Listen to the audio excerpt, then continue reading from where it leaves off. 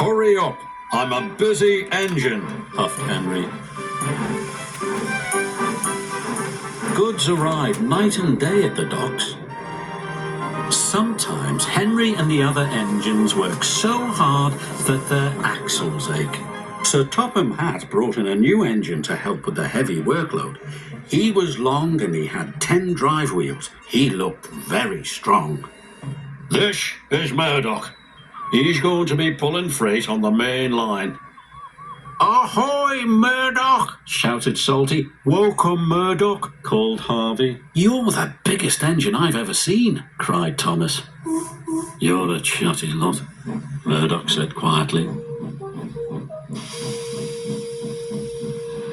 Soon Murdoch was coupled to a long line of heavy freight cars. His boiler strained, his wheels started to turn, and the mighty engine chuffed away. Murdoch longed for some peace and quiet.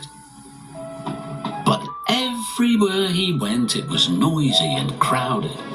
At the end of the day, Murdoch was looking forward to a good night's rest. But Salty and Harvey were full of questions.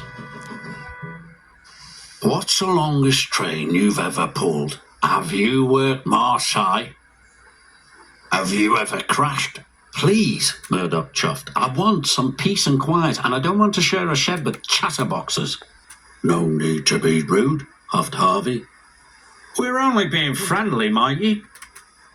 The next morning, Murdoch collected another long, heavy train. This time he chuffed into the beautiful countryside. It was splendid.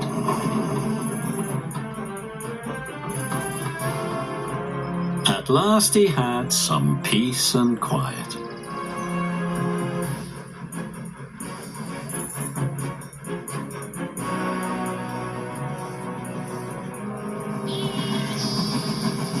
Suddenly his driver applied the brakes.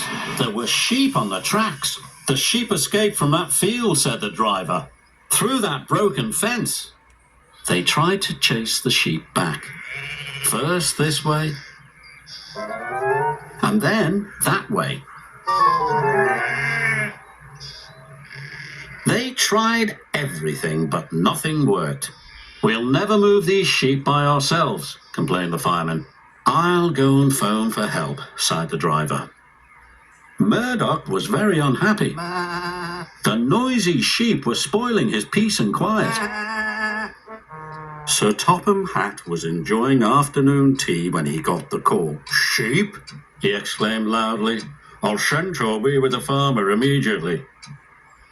The sheep were becoming noisier and noisier.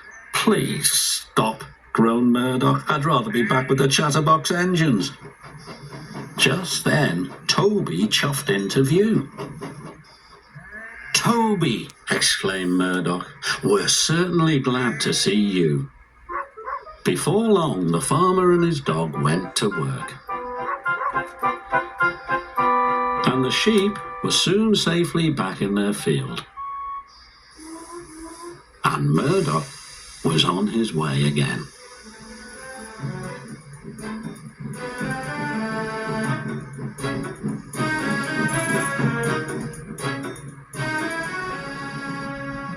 That evening, Murdoch parked between Harvey and Salty, but Murdoch spoke first. I'm sorry that I was cross, he chuffed. I'm very pleased to share a shed with you. And we're pleased to have your company, said Harvey. Aye, we are, added Salty. It reminds me of a story. Murdoch smiled. The sound of bar, bar, bar would have kept him awake, but a Salty story would send him happily to sleep.